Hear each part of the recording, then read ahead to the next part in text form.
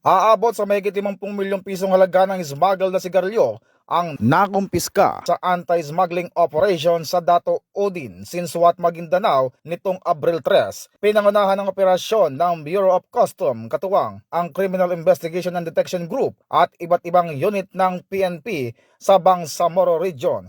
Ayon kay Police Brigadier General Jason De Guzman, Regional Director ng PRO BARM, nadiskubre ang kontrabado matapos i-report ng mga residente ang kahinahanalang pag-iimbak ng mga kahon ng imported na sigarilyo sa isang bakanting lote sa barangay Dinaig Proper.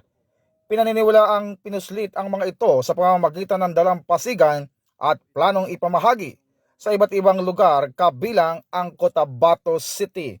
Dahil sa agarang koordinasyon ng mga otoridad at lokal na pamahalaan, napigil ang planong distribusyon ng mga smuggled na sigarilyo. Patuloy naman ang paalala ng mga otoridad laban sa smuggling at iba pang ilegal na aktibidad.